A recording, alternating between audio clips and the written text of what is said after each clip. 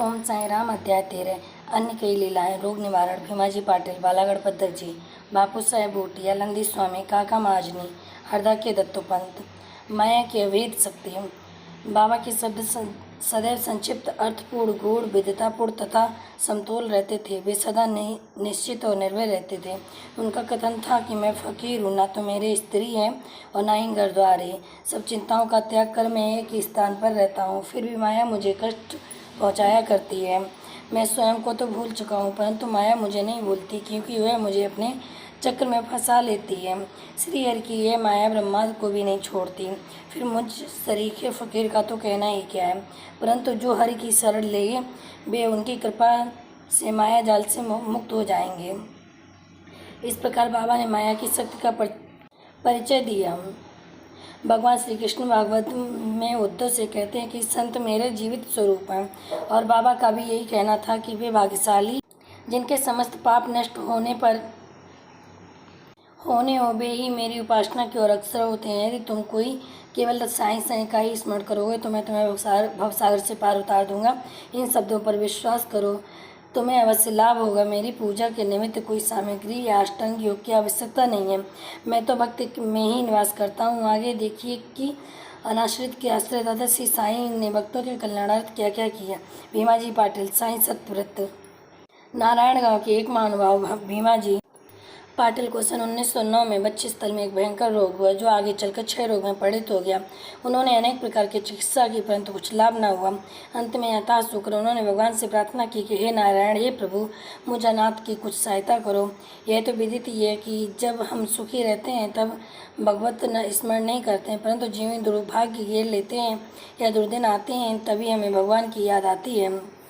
दुख में सुमिरन सब करें, सुख में करन कोई, जो सुख में सुमिरन करे दुख काहे को होय। इसीलिए भीमाजी ने भी ईश्वर को पुकारा। उन्हें विचार आया कि क्यों न साईं बाबा के परम भक्त श्री नाना साहेब चांदोरकर से इस विषय में परामर्श लिया जाए, और इसी हेतु उन्होंने अपनी स्थिति पूर्ण विवरण सहित उनके पास लिख भेजी और उचित मार्गदर्शन के लिए प्रार्थना की। प्रत्युत्तर में श्री नाना साहेब ने लिखा कि अब तो केवल एक ही उपाय शेष है, वह ऐसी साईं बाबा के चरण कमलों की शरणागति। नाना साहेब के वचनों पर विश्वास कर उन्होंने शिरडी प्रस्थान की तैयारी की। उन्हें शिरडी में लाया गया और मस्जिद में ले जाकर लिटाया गया। श्री नाना साहेब और सामा भी उस समय वहीं उपस्थित थे। बाबा बोले कि पूर्व जन्मों के बुरे कर्मों का ही फल है, इस काड़ में, इस झंझट में नहीं पड़ना चाहता। यह सुनकर रोगी अत्यंत निराश होकर कड़ा पूर्ण स्वर में बोला, मैं बिल्कुल निस्सहाय हूँ और अंतिम आशा लेकर आपके श्री चरणों में आया हूँ। आपसे दया की भीख मांगता हूँ, हे दीनों की शरण, मुझ पर दया करो। इस प्रार्थना से बाबा का हृदय द्रवित हो गया और वे बोले, अच्छा ठहरो, चिंता न करो, तुम्हारे दुखों का अंत शीघ्र हो जाएगा। कोई कितना भी दुखित और पीड़ित क्यों न हो, जैसे वह मस्जिद की सीढ़ियों पर पैर रखता है वह सुखी हो जाता है। मस्जिद का फकीर बहुत दयालु है, वह तुम्हारा रोग भी निरोग कर देगा। वह तो सब पर प्रेम और दया रखकर रक्षा करता है। रोगी को हर 5 मिनट में खून की उल्टियाँ हुआ करती हैं, परंतु बाबा के समझ उसे कोई उल्टी न हुई। जिस समय से बाबा ने अपने श्रीमुख से आशा और दयापूर्ण शब्दों में उक्त उद्गार प्रकट किए, उसी समय से रोग ने भी पलटा खाया। बाबा ने रोगी भीमाबाई के घर ठहरने को कहा।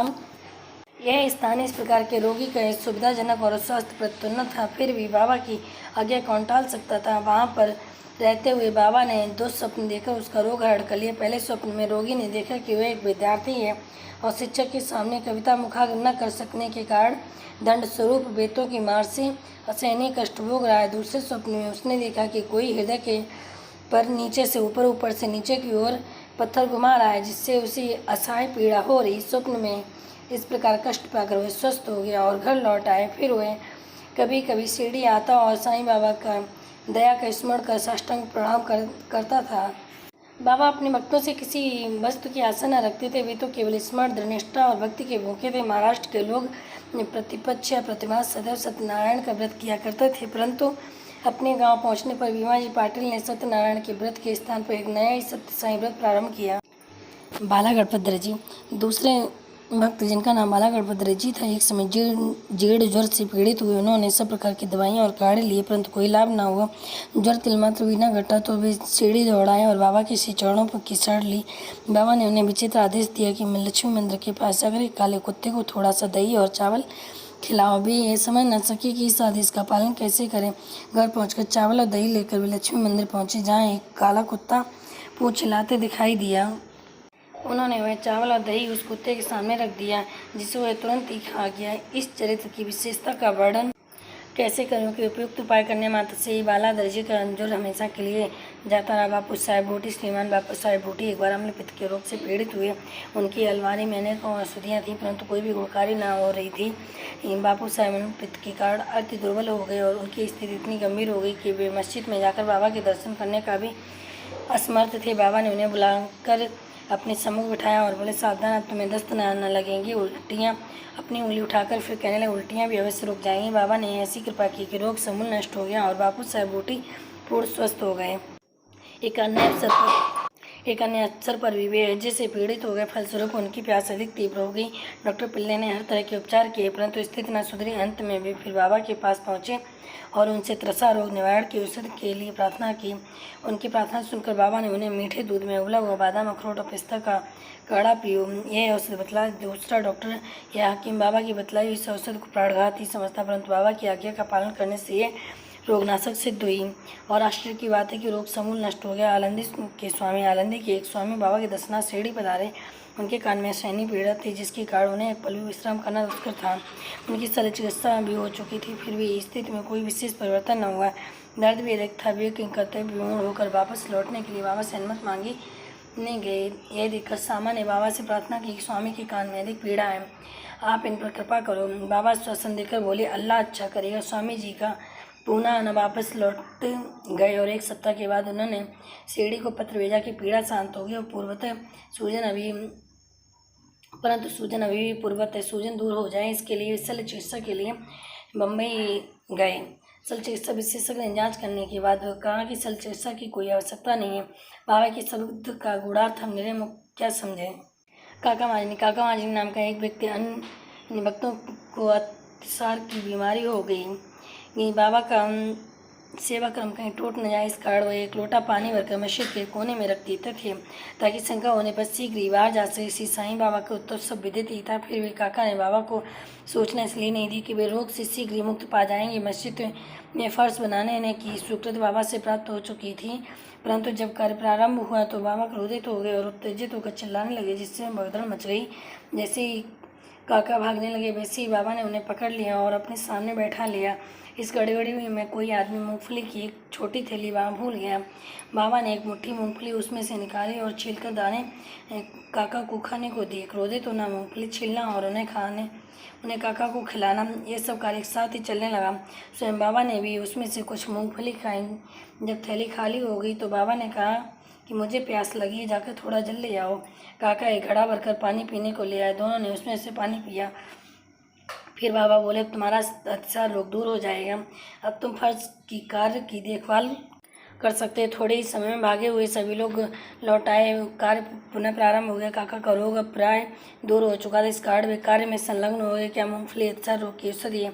इसका उत्तर कौन दे सकता है? वर्तमान चिकित्सा प्रणाली के अनुसार तो मूंगफली से अतिसार में वृद्धि होती है, न कि मुक्ति। इस विषय में सदैव के बाद बाबा के श्री वचन यह औषध स्वरूप थे। हरदा के दत्तोपंत। हरदा के एक सज्जन जिनका नाम श्री दत्तोपंत था, 14 वर्ष से उदर रोग से पीड़ित थे।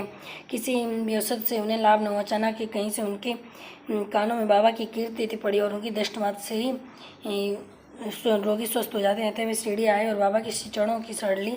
बाबा ने प्रेम दृष्टि से उनकी ओर देखकर आशीर्वाद देकर अपना बर्दाश्त उनके मस्तक पर रखा। आशीष और अवधि प्राप्त कर वे स्वस्थ हो गए और तथा भविष्य में उन्हें फिर कोई पीड़ा न हुई। इसी तरह के निम्नलिखित 3 चमत्कार इस अध्याय के अंत में टिप्पणी में दिए गए हैं।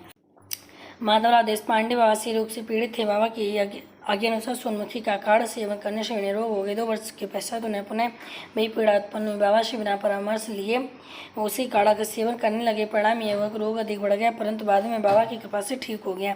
काका माजनी के बड़े भाई गंगाधर पंत कुछ वर्षों से सदैव उदर में पीड़ा बनी रहती थी। बाबा की कीर्ति सुनकर वे शिरडी आए और आरोग्य प्राप्त के लिए प्रार्थना करने लगे। बाबा ने उनके उदर को स्पर्श कर कहा, अल्लाह अच्छा करेगा। इसके पश्चात तुरंत ही उनकी उदर पीड़ा मिट गई और वे पूर्ण स्वस्थ हो गए। श्री नाना साहब चंद्रकर को भी एक बार उधर में बहुत पीड़ा होने लगी। वे दिन रात मछली के समान तड़पने लगे। डॉक्टर ने अनेक उपचार किए परंतु कोई परिणाम न निकला। अंत में वे बाबा की शरण में आए। बाबा ने उन्हें घी के साथ बर्फी खाने की आज्ञा दी। इस औषध के सेवन से वे पूर्ण स्वस्थ हो गए। इन सब कथाओं से यही प्रतीत होता है कि सच्ची औषधि जिससे अनेकों को स्वस्थ लाभ हुआ बाबा के केवल श्रीमुख से उच्चारित वचनों एवं उनकी कृपा का ही प्रभाव था। श्री सद्गुरु शरणार्पण मैं शुभम तो बोलो साईं बाबा की जय। ओम साईं राम।